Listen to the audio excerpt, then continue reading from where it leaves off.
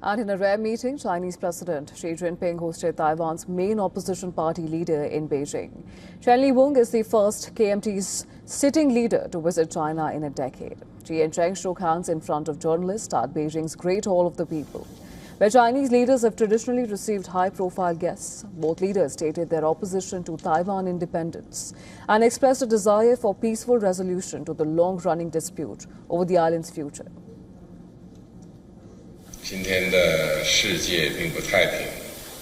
The world today is far from peaceful, and peace is all the more precious for it. People on both sides of the strait are all Chinese, members of the same family. The shared aspiration is for peace, development, exchange, and cooperation. The meeting is precisely to safeguard the peace and stability of our common home. She said that he is willing to work with all political parties in Taiwan to foster peaceful relations.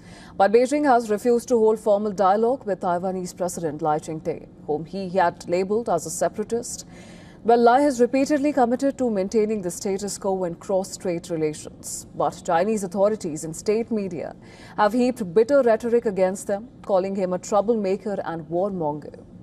Cheng, in her public remarks, has said that a peace mission to reduce tensions at a time when Beijing has stepped up military pressure against the island territory.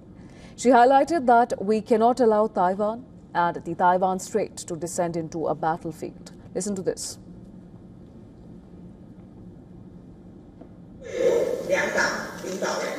To establish sustainable mechanisms for dialogue and cooperation so that the peaceful development of cross-strait relations becomes irreversible and all underlying causes of conflict are fundamentally eliminated.